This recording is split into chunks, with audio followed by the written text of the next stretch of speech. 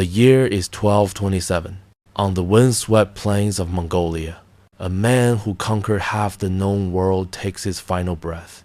Genghis Khan, the warrior who shattered kingdoms like glass, who turned the Silk Road into a river of blood, who made emperors beg and armies flee, dies in a tent that smells of leather and death. But he's not alone. 5 women kneel around him in the darkness. His wives, the mothers of his heirs, the silent architects of his dynasty. Their faces show nothing, but their hands are clenched so tight the knuckles have gone white. They're not mourning, they're calculating, because there's a secret in this tent. A secret that's been festering for decades like an infected wound. A secret about blood, legitimacy, and which son has the right to inherit an empire that stretches from Beijing to the gates of Europe. What happens next won't appear in the chronicles you studied. It won't be in the epic poems about the great Khan or the paintings of his conquest. Because what these women did wasn't done with arrows or cavalry charges. It was done with whispered doubts, with planted suspicions, with the kind of poison that takes generations to kill. Here on Crimson Historians, we dig into the archives the world forgot, the buried letters, the secret tomes, the stories erased because they were too dangerous to remember. Every view, every subscription helps us resurrect one more truth from the dust of history. Now let's go back to that tent. Because the Khan is dead, and the real war, the war that would destroy everything he built, is about to begin. To understand the secret that destroyed the Mongol Empire, you need to go back 49 years. Back to 1178. Back to a girl named Berthe and the night that changed everything. Temujin not yet. Genghis Khan, just a 17-year-old outcast with a famous father's corpse and a burning need for revenge, had just married her. Berthe was 10 years old. Their marriage was a political arrangement between 2 minor clans barely surviving on the frozen steppe. Nothing special, nothing that would change history. Then came the Merkids. 3 months after the wedding, in the dead of winter, 300 Merkid warriors descended on Temujin's camp. They didn't want his horses. They didn't want his land. They wanted his wife. Years earlier, Temujin's father had stolen a Merkid bride on her wedding day. Now they were collecting the debt. An eye for an eye. A bride for a bride. Temujin ran. He escaped into the mountains and watched from the trees as the Merkids took Berthe and vanished into the night. For 8 months, she disappeared into their camps. 8 months. Think about that. 8 months where the chronicles go silent, where the historians write nothing, where the record simply says she was captive and moves on as if those 240 days were meaningless. But they weren't meaningless. Those 8 months would crack an empire. Temujin spent those 8 months gathering allies, calling in favors, promising future conquests to anyone who would help him get his wife back. And when he finally had enough warriors, he launched a raid so brutal, so merciless, that the Merkids would spend the next 3 decades trying to recover. He found Berthe in a cart, fleeing with the Merkid families. She was alive. She was unharmed, they said. She was returned to him. But she was pregnant. 9 months after her rescue, she gave birth to a son. They named him Jochi, which means guest in Mongolian. Think about that name. Guest. As if even his own father wasn't sure he belonged. Temujin claimed him, publicly, loudly. He declared Jochi his firstborn son and heir and dared anyone to question it. And for years, no one did. Because by then, Temujin had become Genghis Khan. And questioning the Khan's legitimacy was a death sentence. But the question never went away. It just went underground. Was Jochi the son of Genghis Khan? Or was he the son of a Merkid warrior whose name history never recorded? Bertha knew, but she never told anyone. Not her husband, not her other sons, not even Jochi himself. She carried that secret like a stone in her chest for 49 years. And when she finally died in 1229, 2 years after her husband, she took it with her. But secrets don't die when their keepers do. They just find new hosts. Bertha was the first wife, the senior wife, the one who made Genghis legitimate. But empires aren't built on one woman's devotion. They're built on alliances sealed in marriage beds. After every major conquest, Genghis took another wife. Yesui the Beautiful captured from the Tatars after Genghis annihilated her tribe. Her own sister offered her to the Khan to save their lives. Yesui understood power the way a wolf understands hunger. She knew that in the Khan's tent, survival meant becoming irreplaceable. So she learned his moods, his desires, his fears.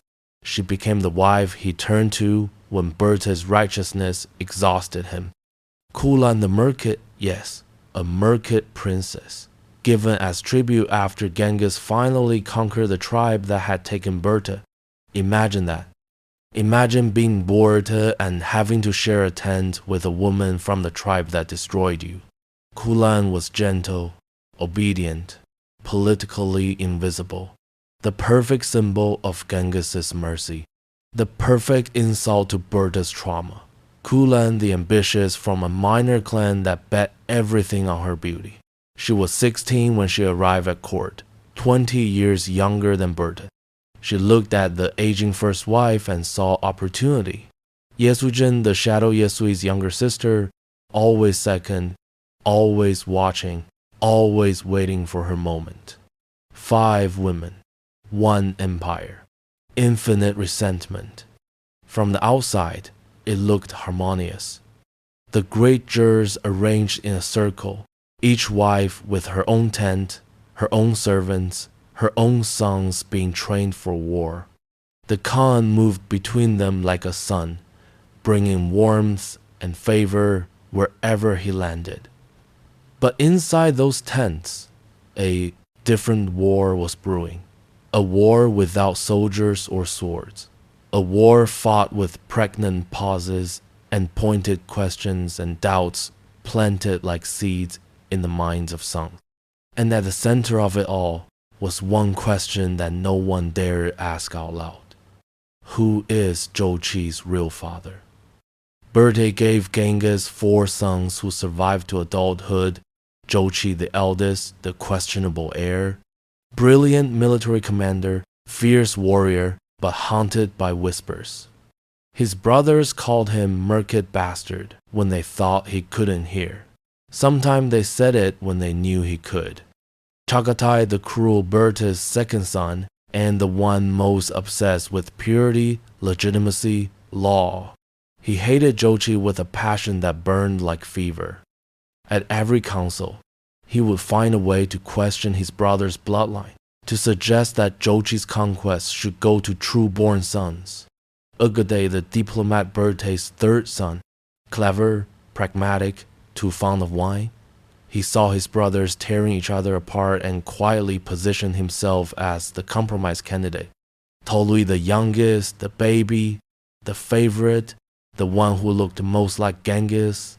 He had no claim to the throne by Mongol custom, the youngest, rarely inherited, but his mother made sure everyone knew he was the most legitimate son. Yesui had sons too. So did Kulan, so did Yesujin. But they knew their children would never inherit the empire. The best they could hope for was to marry their sons into power, to make their grandsons into khans. So they did what powerless people always do when they can't win directly. They planted doubts. A comment here about Jochi's eyes, so dark, just like the Merkits. A passing observation about his temper, his father's rage, or someone else's. A strategic pause when discussing the succession. Of course, if Jochi is truly eligible. Years of this. Decades. Until the question mark that had always followed Jochi's name became an open wound. In 1219, Genghis Khan stood before his sons and his wives and his generals and announced his plans to invade Khwarezm, a massive Islamic empire to the west. It would be his greatest conquest yet.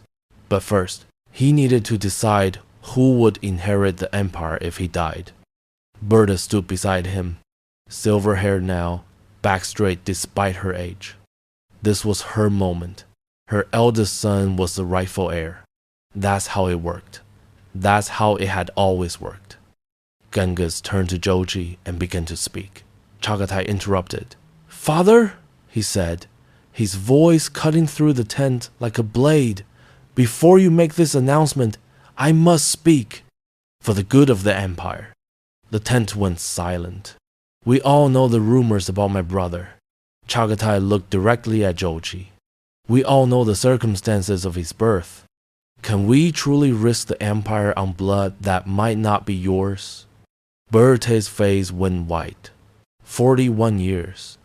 41 years she had carried this secret, and now her own son was using it as a weapon against his brother. Jochi stood up. His hand went to his sword. Genghis roared. The kind of roar that made generals flinch and horses bolt. He grabbed both sons by their throats and dragged them outside the tent, where he beat them both bloody while the entire camp watched in silence. When he came back inside, his knuckles were split and bleeding. "Jochi is my son," he said. "Anyone who questions this again will lose their tongue." But the damage was done. The question was now official. The doubt was now public. And everyone in that tent, every wife, every son, every general knew that when Genghis Khan died, the empire would tear itself apart over this. Berthe looked across the tent at Yesui. Yesui looked back and smiled. Genghis Khan solved the problem the way he solved everything, with ruthless pragmatism. He skipped over both Jochi and Chagatai and named Ogede his heir, the third son, the diplomatic one, the one nobody hated. Jochi was given the Western territories, vast, wealthy, but far from center of power. Chagatai got Central Asia. Tolui got the Mongol heartland but no real authority. Ogede got the empire. It was a perfect political solution. It satisfied no one. After the announcement, Berthe went to Genghis's tent one final time. The chroniclers don't record this conversation. It comes from a Mongolian oral tradition preserved by shamans and only written down in the 18th century, but the story is consistent. Berthe asked her husband one question: "Was Jochi your son?" And Genghis Khan, the man who had conquered half the world, who had never backed down from any enemy, who had stared death in the face 1,000 times, looked at his wife of 49 years and said, "I chose him. That's all that matters."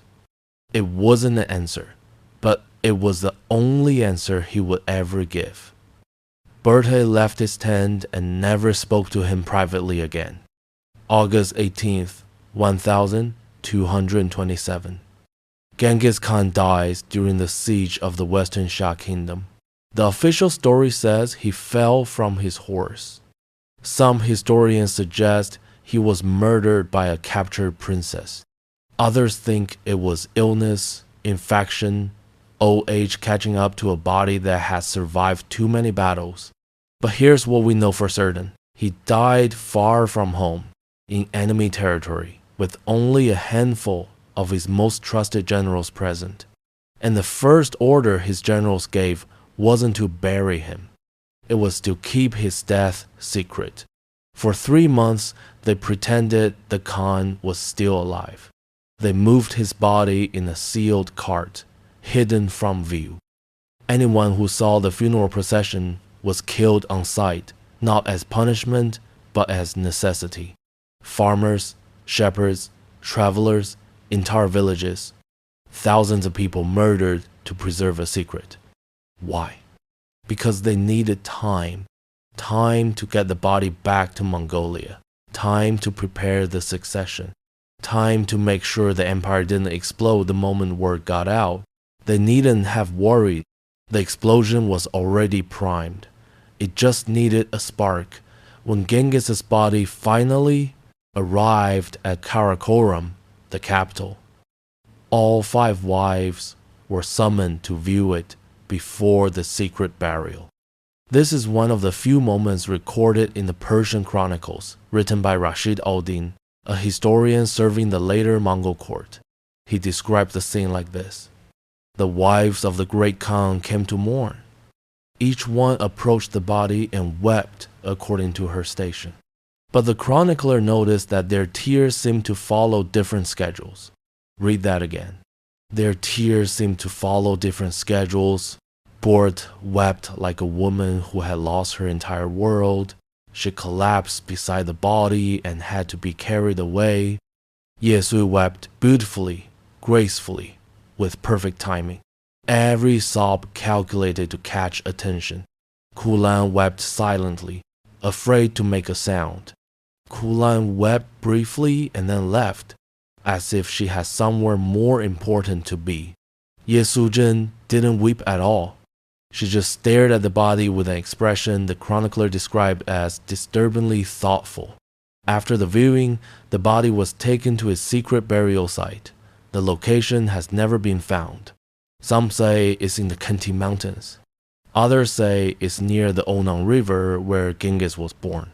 Legend claims that 1,000 horses trampled the ground above his grave to erase any trace, and that everyone involved in the burial was executed to preserve the secret. But that's not the real secret. The real secret was what happened after the funeral. In Mongol tradition, the Khan's wives lived in separate gurs arranged in a circle around his central tent. After his death, that circle became a court, a battlefield, a pressure cooker of ambition and resentment. Berthe was the senior wife. By right, she should have had the most influence over the succession. But she was nearly 60 years old, exhausted by grief, and psychologically shattered by decades of carrying the secret of Jochi's paternity. Yesui was younger, sharper, and had spent years building alliances with generals and administrators. She understood that in the chaos after Genghis' death, information was power. Kulan was the youngest, barely 40, with sons who were still children but who could become players in the next generation's power struggles. And then there were the sons' wives, a whole other layer of ambition. Sorgatani Beki, married to Tolui, was a Nestorian Christian princess who would eventually become the most powerful woman in the empire. But in 1227, she was still learning the game. Turegin, married to Ögedei, was a merkid, yes, another merkid in the family who had been captured as a child and raised in the Mongol court. She had survived by making herself indispensable. Now she saw her chance to become essential. The Gur circle became a web of alliances, betrayals, and whispered conversations that no chronicler recorded but everyone remembered. Here's what made the wives' power so dangerous. They didn't give orders. They didn't make decrees. They just talked. A conversation with a general about how Jochi's campaigns in the West had been surprisingly successful for someone so isolated from his father.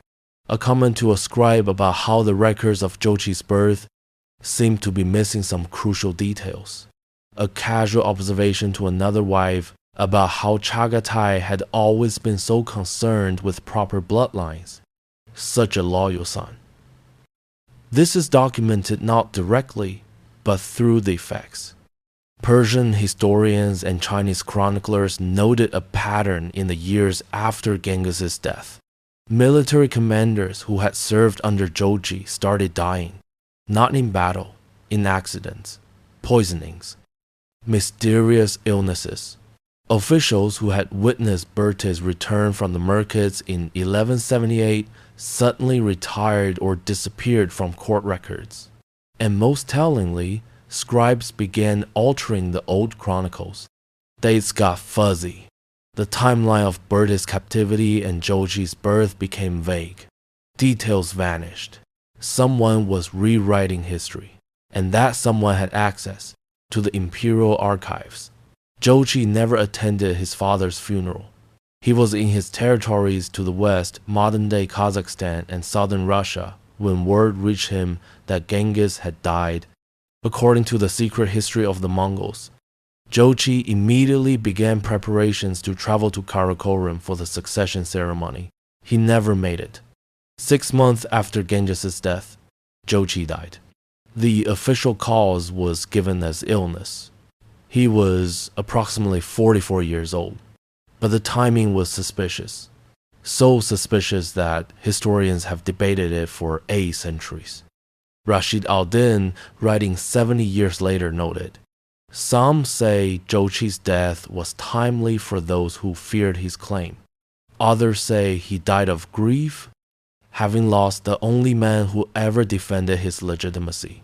A Mongolian oral tradition preserved by shamans tells a different story. Jochi received a letter from Karakorum shortly before his death. The letter was from his mother, Bert. After reading it, Jochi stopped eating. Within a week, he was dead. What was in the letter? No one knows. The shamans claim Berta finally told her son the truth about his paternity, that she released him from the burden of pretending. Modern historians dismiss this as legend, but they can't explain why a healthy 44-year-old military commander suddenly died of illness at the most politically convenient moment possible. Jochi's death solved the succession crisis. Without him, there was no question about Ögedei's legitimacy. The questionable bloodline was removed from consideration. Berthe attended her eldest son's funeral alone. None of the other wives came. With Jochi dead, Ögedei became Khan in 1229. The transition was smooth, orderly, exactly what Genghis had planned. But the power structure underneath was rotting.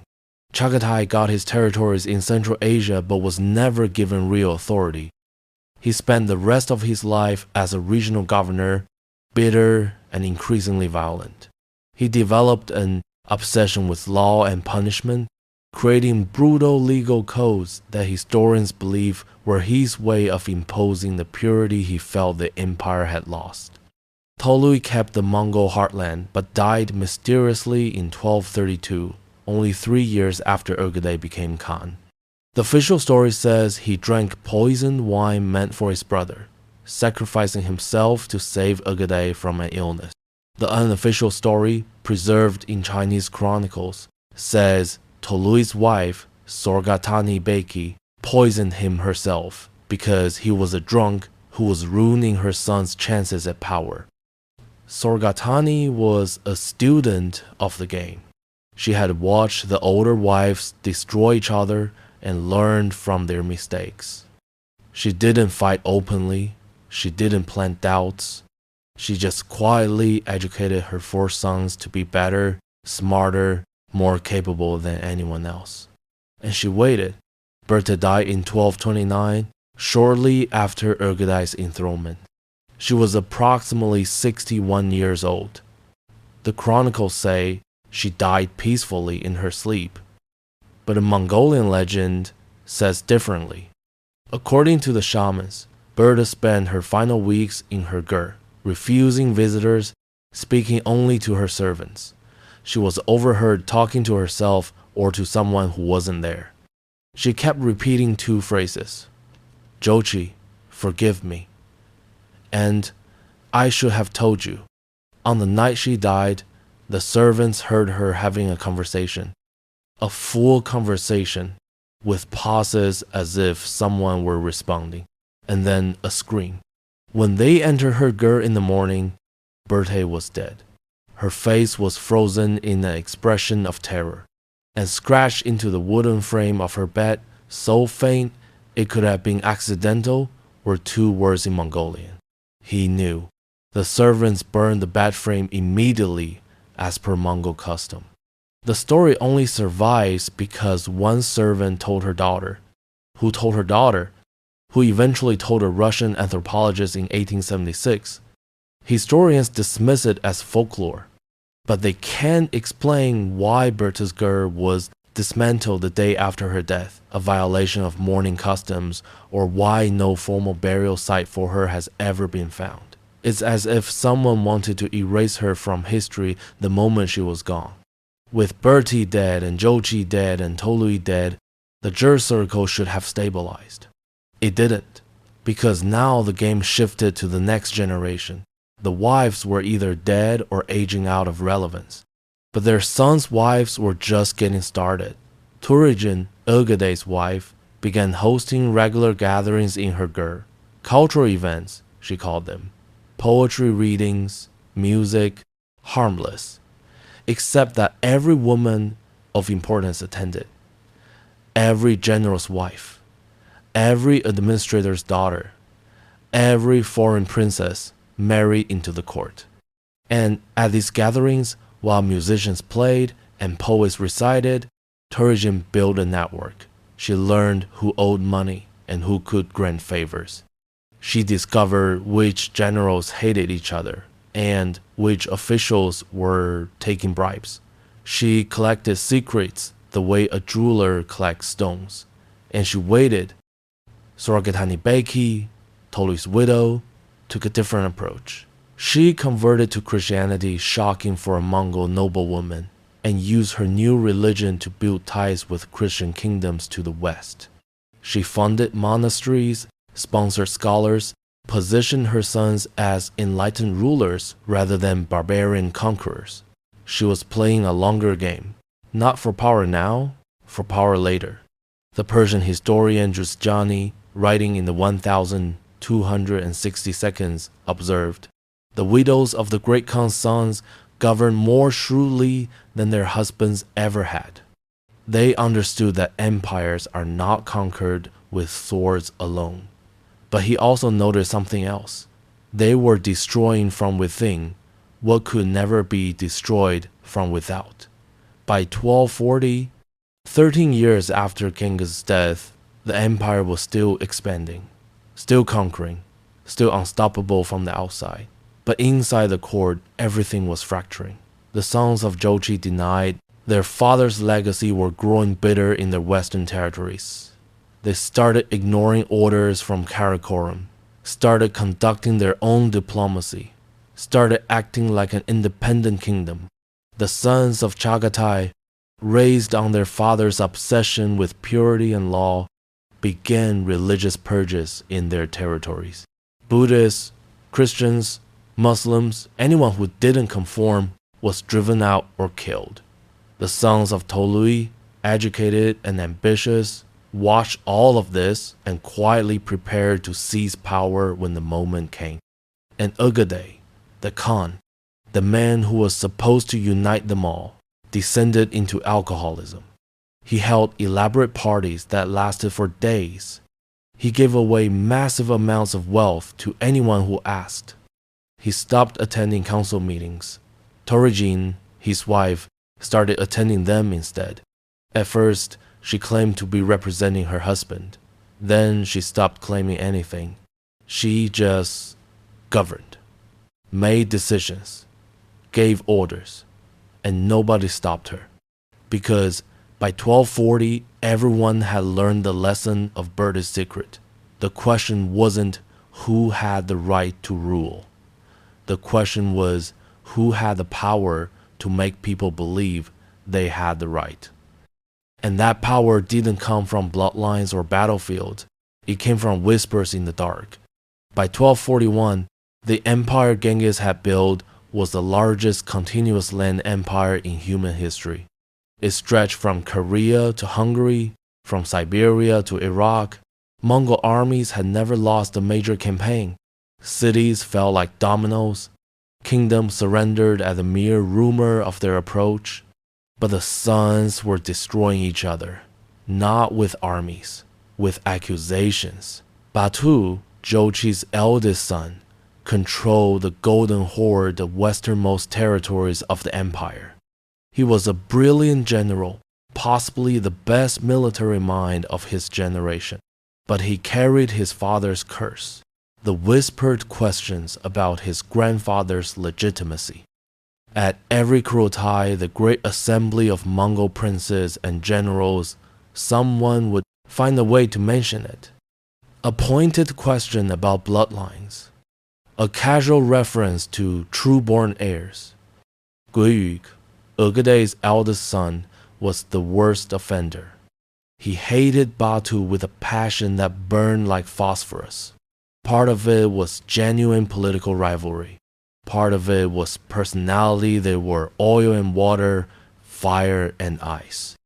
But mostly, it was the echo of Chaghatai's old accusation finding new voice. At the Kurultai in 1240, Guiyuk stood up in front of the entire assembly and said, "We take advice from men with questionable fathers now?" The tent went silent. Batu stood up. His hand went to his sword, the same gesture his father had made 21 years earlier when Chagatai made the same accusation. History repeating itself like a curse. Munke, one of Tolui's sons, stepped between them. He was younger than both, but he had his mother's political instincts. "Brothers," he said, his voice calm, "our grandfather settled this question before any of us were born. To raise it again is to question his judgment. Are we wiser than the great Khan?" It was the perfect deflection. Neither Guyu nor Batu could argue with it without dishonoring Genghis. But the damage was done. The accusation was back in play. The question mark over Jochi's bloodline had metastasized into a question mark over every descendant's claim to power. The empire was fracturing along bloodlines that may or may not have existed.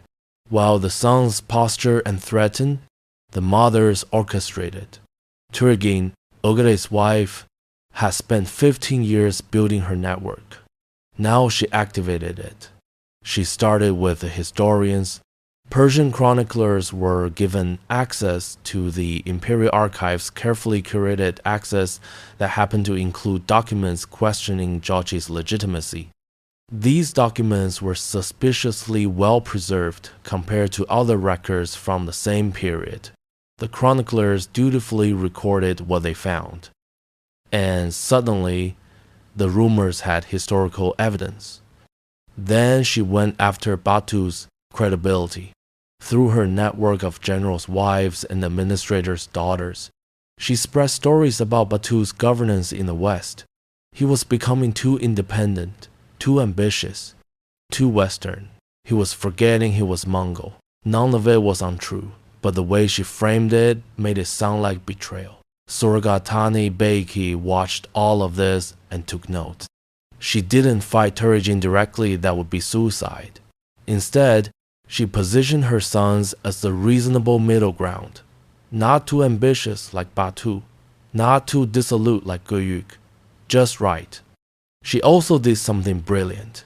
She started funding scholars to write histories of Genghis Khan's conquests.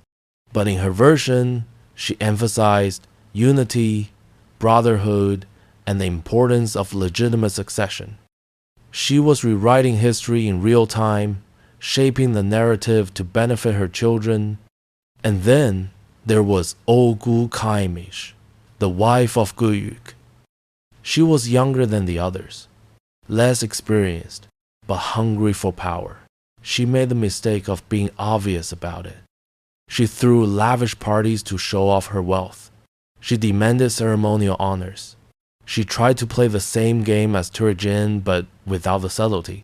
The other wives watched her like wolves watching a wounded deer.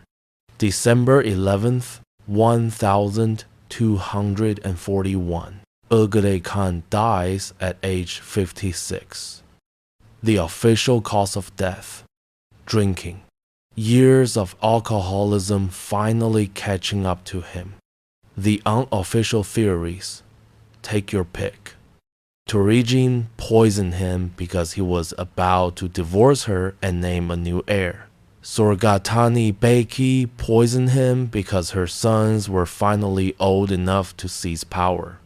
Guyuk poisoned him because he was tired of waiting for his inheritance.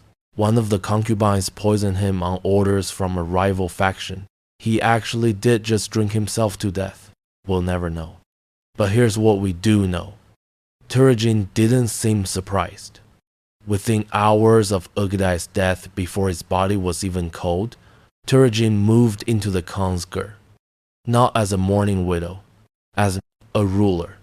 She sent messengers to all the corners of the empire with a single announcement. The Khan is dead. The succession will be decided at a Kurultai. Until then, the regent will govern. She didn't ask permission to be regent. She just declared it. And because she has spent 15 years building alliances, no one challenged her. For 5 years, 1,241 to 1,246 Tang Surajin, Khatun ruled the Mongol Empire. Technically, she was just a placeholder until the Kurultai could meet and elect the next Khan.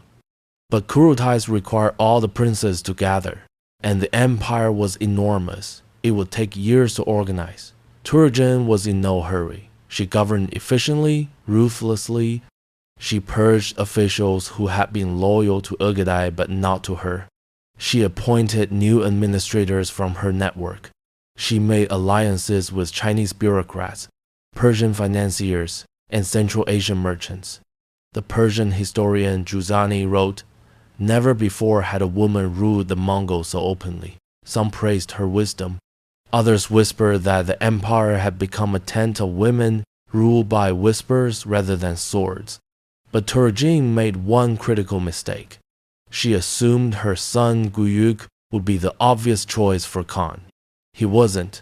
Batujochi's son, the one with the questionable bloodline, controlled the western territories and half the empire's military strength. He hated Guyuk. He would never support his election. Sorogatani Beki's sons Munka, Kublai, Hulagu, and Arik Burka were young but brilliant. They had military victories, administrative experience, and their mother's political genius. And then there was the younger generation of Chagatay's descendants, all of them fanatically devoted to law and purity, all of them convinced they were the rightful heirs. The empire was a powder keg. The Kurultai would be the spark. It took 5 years to organize, but finally, in 1246, the Kurultai convened. Every prince, every general, every major power broker in the Mongol Empire gathered near Karakoram. Turagin had spent those 5 years lobbying, bribing, threatening, and calling in favors. She was certain Guyuk would be elected. Batu didn't attend. He sent a letter saying he was ill, but everyone knew it was a political statement. He wouldn't recognize Guyuk's election. Sorgatani Beki attended with all 4 of her sons. She said nothing at the proceedings. She just watched. The Kurultai lasted for weeks. Princes gave speeches about their qualifications. Generals testified to their loyalty. Administrators presented evidence of their governance. And the whole time, Turigin and Sorgatani Beki were having a shadow Kurultai in their gers, where the real decisions were being made. Finally, the vote came. Guyuk was elected Khan. Turigin had won. Guyuk's reign lasted 18 months. He spent that entire time planning to invade Batu's territories and crush the Golden Horde once and for all. He was going to solve the Jochi question the way his ancestor would have, with violence. He assembled an army. He marched west, and in April 1248, at age 42, he died. The official cause, illness. The actual cause, probably poison. Sorgatani Beki had been in the camp when it happened, just visiting, she said, paying her respects to the Khan. No one believed her. Everyone believed her. Because here's what happened next. The Kurultai reconvened, and this time, Turigin had no power. She had spent everything getting Guyu elected, and now he was dead. Ohu Kaimish, Guyuk's widow, tried to take over as regent the way Turjin had, but she didn't have the network, the alliances, the respect. The princess ignored her, and Mongol Sorgatani Beyki's eldest son was elected Khan in 1251. Sorgatani had waited 30 years for this moment. She had watched Berthe destroy herself with secrets. She had watched Turjin burn through her alliances too quickly. She had learned from every mistake, and now her son was Khan. But the victory came with a cost. To secure Munka's election, Sorgatani had made a deal with Batu. The Golden Horde would support Munka's claim, and in return, they would get autonomy. Real autonomy. It was the beginning of the end of the unified empire. Munka's first act as Khan was to purge anyone who had opposed his election. Ogu Kaimish, Guyuk's widow, was arrested. She was accused of using witchcraft to try to kill Munka. The evidence was flimsy, some shamans testifying that she had performed curses. She was stripped naked, wrapped in felt, and drowned in a river. Mongol tradition said you couldn't spill royal blood, so they found creative ways around it. Dozens of princes from Ögedei's and Guyuk's lines were executed, their wives were enslaved, their children were scattered. It was the most brutal purge in Mongol history, and it was ordered by a woman, Sorgatani Beyki, through her son's voice. The Persian chronicler Jujani wrote, "The empire that Genghis built with swords, his grandchildren destroyed with suspicion. Every execution was justified by the ghost of Jachi's questionable birth." That single doubt, planted 50 years earlier, had grown into a forest of corpses. In Mongolian oral tradition, there's a story that the shamans tell. They say that when Berthe was dying, she called for a shaman and made a confession. She told him the truth about Jochi's paternity, though the shamans won't say what that truth was even now. And then she said, "I have carried this secret for 50 years, and it has poisoned everything I touched. My sons hate each other because of me. My husband died, never knowing peace. And when I am gone, this secret will outlive me. It will consume the empire, like fire consumes grass." The shaman tried to perform a ritual to lift the curse, but Berthe stopped him. "No," she said, "let it burn. Let them all remember what secrets cost." The shamans say this is why the empire fractured, not because of politics or ambition or military defeats, because Berthe cursed it with her dying breath. Modern historians dismiss this as superstition, but they can't explain why every succession after Genghis' death was violent, why brothers turn on brothers, why the question of Jochi's legitimacy kept rising like a ghost generation after generation. Mongol ruled for 8 years. He died in 1259 during a campaign in China. Again, the cause was listed as illness. Again, historians suspect poison. His 4 brothers immediately went to war over the succession. Kublai versus Arik Boka, brother against brother, army against army. Kublai won and founded the Yuan dynasty in China, but in doing so, he effectively abandoned the Mongol heartland. The empire split. The Golden Horde in the west became independent under Jochi's descendants. The Chagatai Khanate in Central Asia became independent under Chagatai's descendants. The Ilkhanate in Persia became independent under Hulagu, another of Tolui's sons. By 1260, just 33 years after Genghis Khan's death, the unified Mongol Empire was gone. It had fractured along the exact lines of Berthe's secret.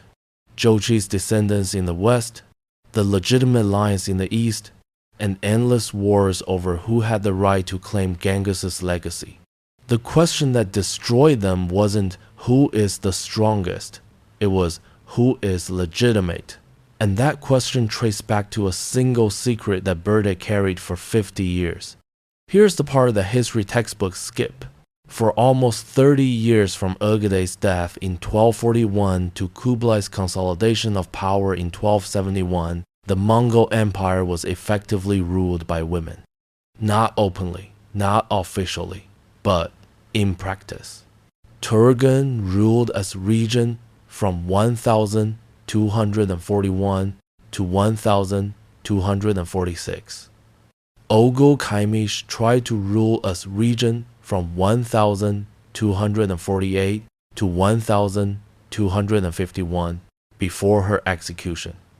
Sorgatani Beki ruled through her sons from 1251 until her death in 1252. And after them came a new generation. Chabi, Kublai's wife, became one of the most powerful empresses in Chinese history. She influenced everything from military policy to religious tolerance to the arts. But here's the tragedy. Their power was built on division.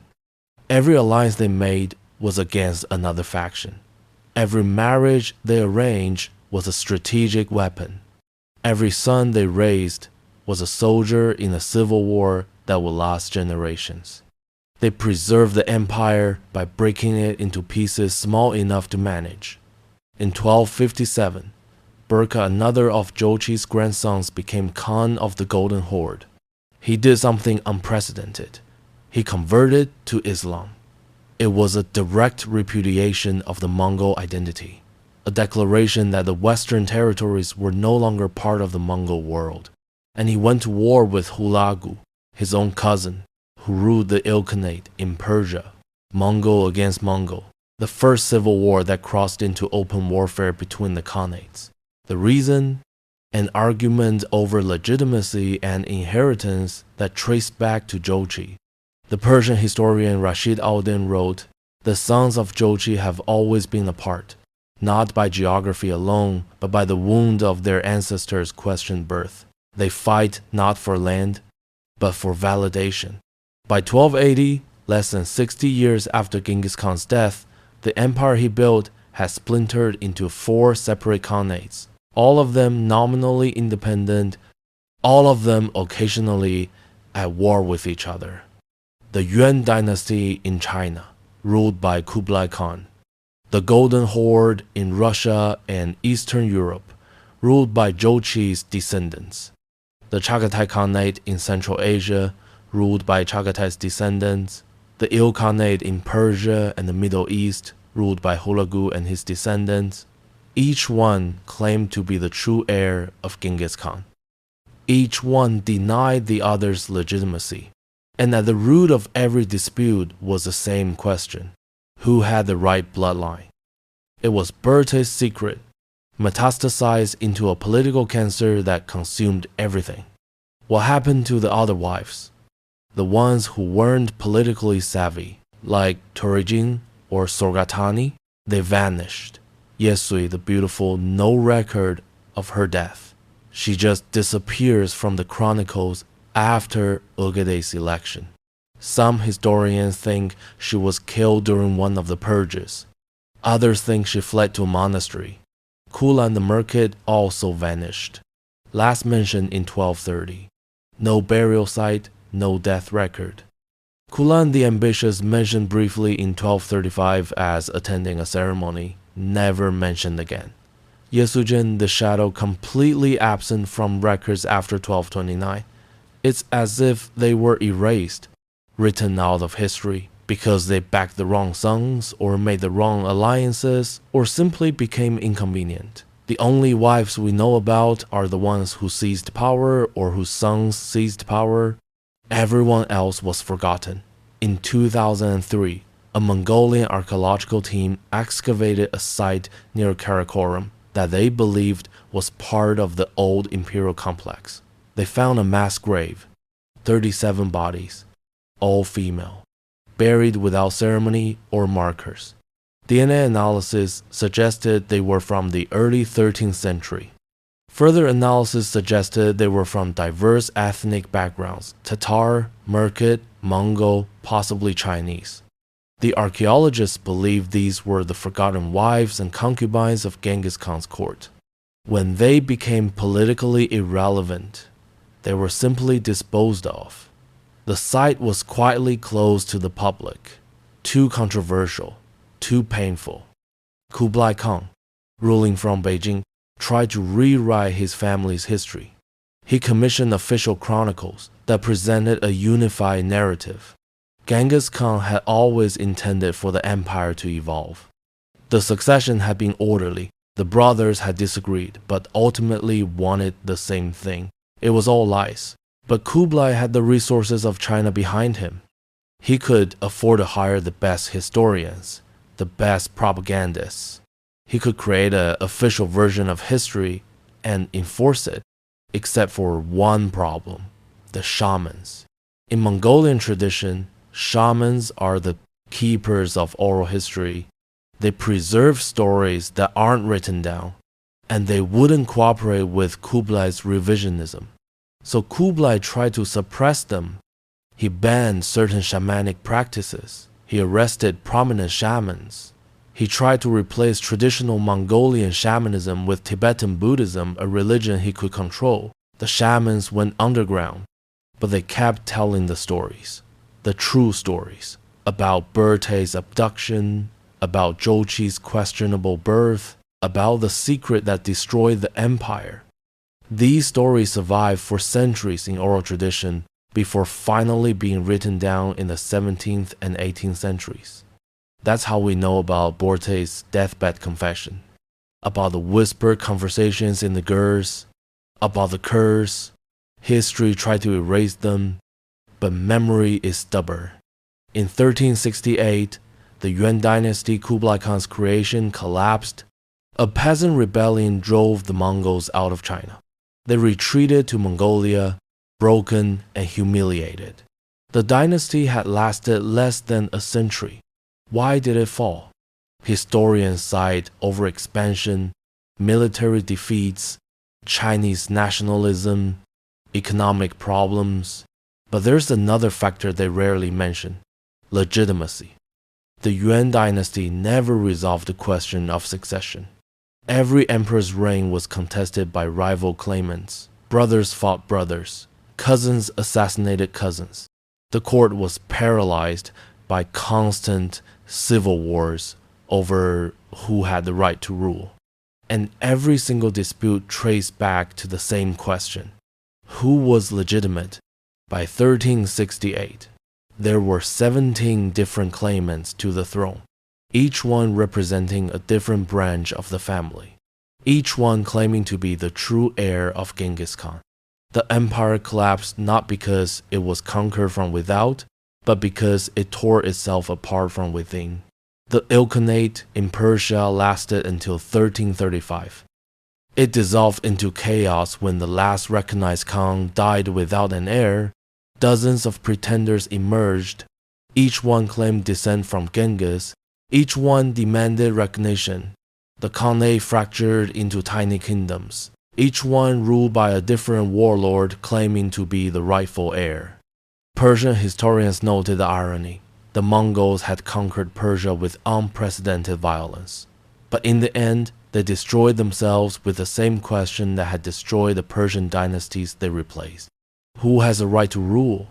The Chagatai Khanate, true to its founders' obsession with law and purity, became the most violent and unstable of all the successor states.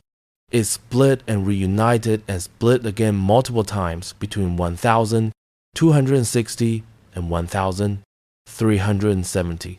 Every split was caused by succession disputes. Princes killed uncles. Brothers assassinated brothers. Mothers poisoned sons who threatened the wrong faction. It became a dark mirror of the original succession crisis, playing out over and over again for more than a century. By 1370, the Chagatai Khanate was so weak that it was conquered by Timur Tamerlane, who claimed descent from Genghis Khan through a dubious connection to Chagatai's line. Even the conqueror who destroyed the Khanate was claiming legitimacy through the same bloodline that had poisoned it. Ironically, the Golden Horde descended from Zhou. The son with the questionable legitimacy survived the longest. It lasted until 1502, more than 250 years after its founding. Why? Because they stopped caring about legitimacy. Zhou's descendants knew they would always be questioned, so they built their power on something else: military strength, economic control, religious authority. After converting to Islam, they stopped trying to prove they were the rightful heirs of Genghis Khan. They just ruled, and without the constant succession disputes that destroyed the other khanates, they thrived. The Russian historian Lev Gumlev noted, "The Golden Horde succeeded because it was built on a foundation of questioned legitimacy. Having nothing to prove, it was free to govern pragmatically."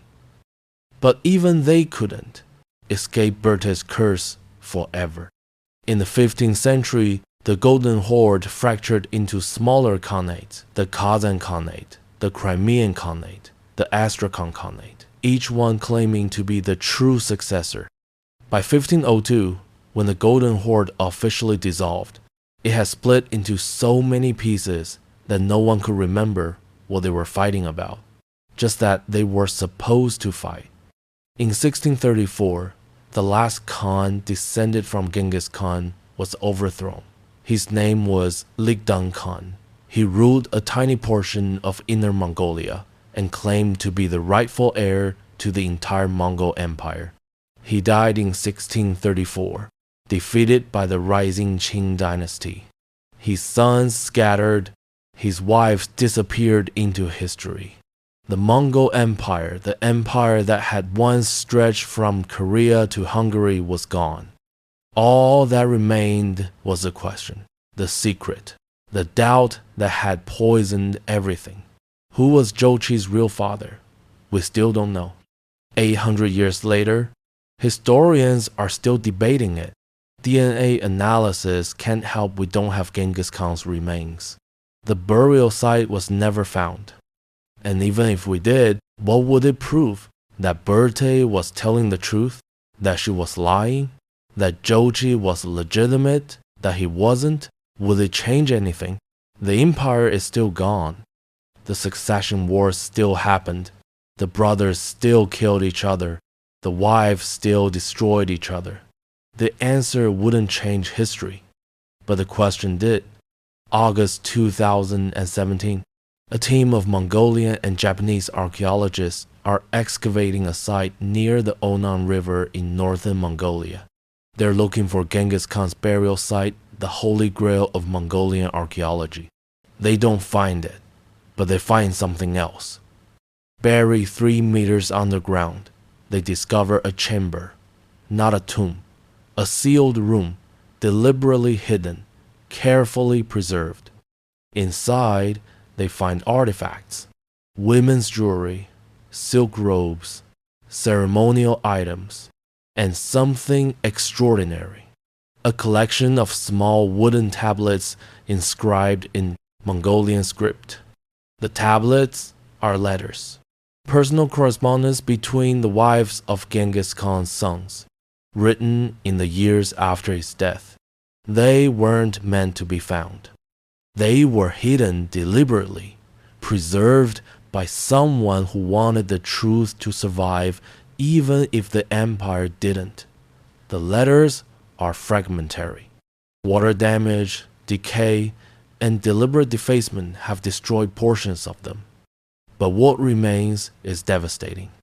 One letter from Terijin to Sorgatani Beki, dated approximately 1242. Sister, you asked me about the matter of Zhou. I will tell you what Bertie told me before she died. She said, damaged section, never knew for certain, but she feared damaged section. And that fear shaped everything. Our husbands destroy each other over a question that has no answer. Another letter from Sorgatani to an unknown recipient, dated approximately 1250. The great Khan's wife planted a garden of doubt that has grown wild. Now we harvest thorns. My sons ask me about their grandfather's bloodline, and I tell them what I was told. It doesn't matter, but it does matter. It will always matter. The question itself is the poison.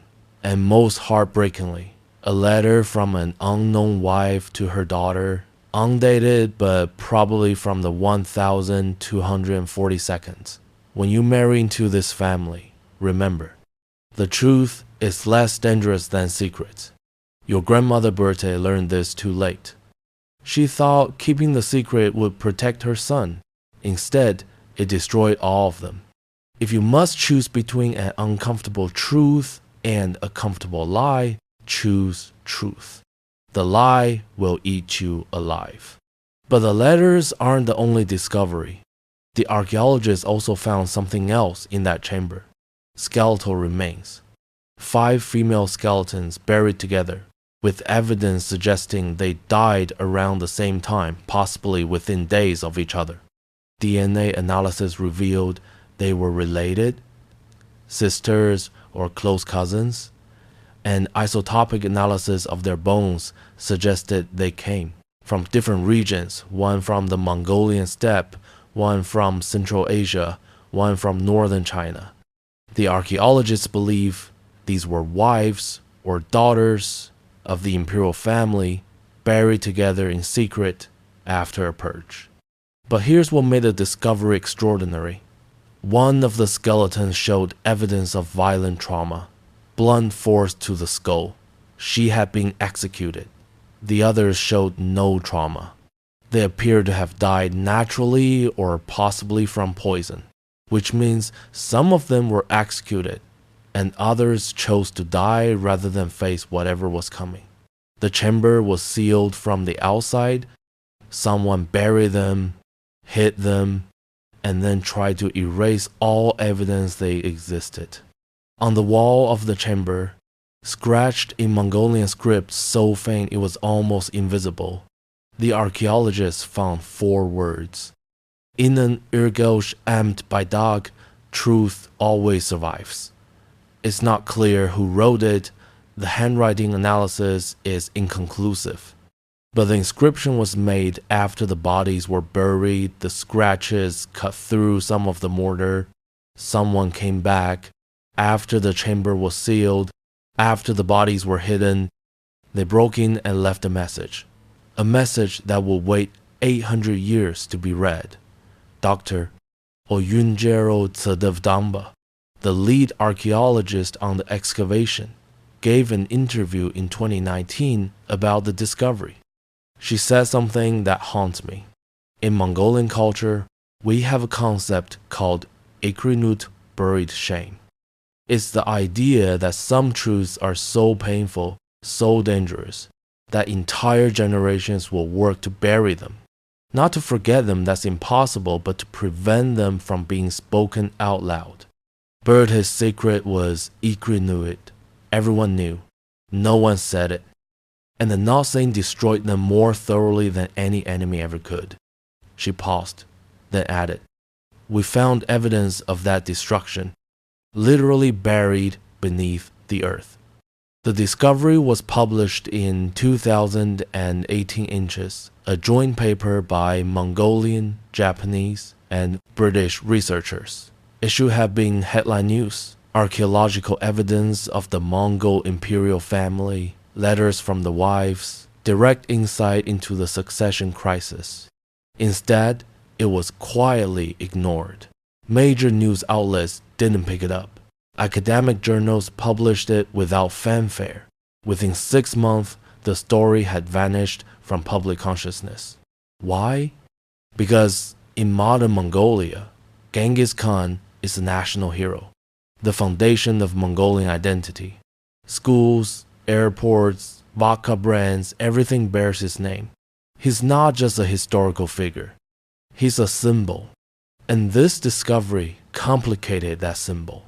It suggested the Great Khan's empire collapsed not because of external enemies, but because of internal dysfunction. Because of a secret about his wife's sexual assault. Because of questions about his firstborn son's paternity.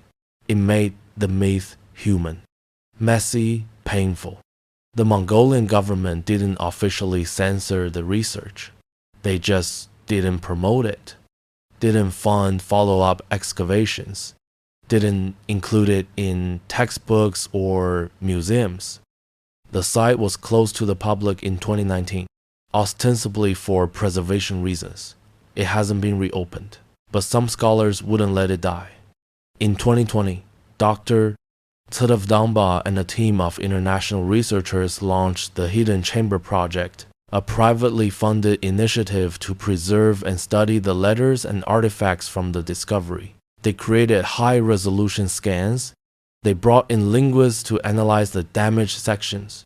They consulted with shamans and oral historians to cross-reference the letters with traditional stories. And slowly, they've been piecing together the full story. What they found confirms what the oral traditions always said. Borte never told anyone, not even Jochi, the truth about his paternity. But she told Turujin shortly before her death, and Turujin told Sorgatani, and Sorgatani told her sons. The secret became a weapon. Each generation used it against the others. Not the truth. They probably didn't know the truth. Just the question, the doubt, the possibility. It was enough. One of the most damaged sections of Turujin's letter contains what might be Berta's confession. The section reads, "She said damage. Jochi was damaged, but she damaged certain because damage, Merkits damage, and Temujin damage within damage month of damage. Truth died with her." Linguistic analysis suggests several possible reconstructions. Jochi was Temujin's son, but she wasn't certain. Jochi was not Temujin's son, but she couldn't be certain. Jochi was conceived during the Merkit captivity, but she became certain. Each reconstruction completely changes the meaning, and the damage is too extensive to determine which one is correct.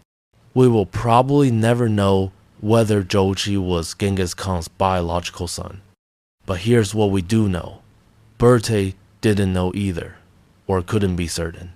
And that uncertainty, that 8-month window where anything could have happened, was enough to poison 3 generations. The truth doesn't matter. It never did. The question was the poison. In 2021, Dr. Damba interviewed an elderly shaman named Bat Erden, who claimed his family had been preserving oral histories of the imperial family for 30 generations. He told her a story that doesn't appear in any written chronicle. When Berta was rescued from the Merkits, she was pregnant. Temujin asked her whose child it was. She said, "Yours." He asked how she could be certain. She said, "Because I choose him to be yours." That wasn't enough for Temujin. He needed certainty. So he asked the shamans to perform a ritual to determine the child's father. The shamans refused. They said some truths are too dangerous to know, that the empire would be healthier with uncertainty than with a definitive answer that might be unbearable. Temujin was furious. He banished those shamans. But they were right. The uncertainty kept both possibilities alive. If Jochi was Temujin's son, he was legitimate.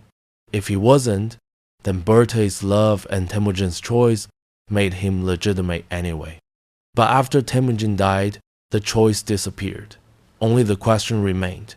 And questions without answers become weapons. Bad Erden's story can't be verified. It might be centuries of embellishment and cultural interpretation wrapped around the kernel of truth. Or it might be entirely invented. But it doesn't matter, because this is what survived. This is what the culture remembered and chose to preserve. Why does this story matter today? Because we're still doing this. Still destroying each other with questions of legitimacy. Still weaponizing doubt. Still choosing comfortable lies over uncomfortable truths. Who belongs? Who has the right? Who is really one of us? These questions don't seek answers. They seek exclusion. The Mongol Empire, the largest land empire in human history, the conquerors of kingdoms, the warriors who made the world tremble, destroyed themselves by asking, is Jochi really one of us? And when you ask that question, you've already decided the answer is no. You just need permission to say it out loud. Borda's tragedy wasn't that she kept a secret. It was that the secret was probably unsolvable, that there might not have been a truth to tell. Just an 8-month window where two possibilities existed simultaneously, and she had to choose which one to believe. She chose love. She chose to believe Jochi was her husband's son, or at least to act as if he were. But the empire chose doubt, and doubt is a slower poison that any assassin could brew.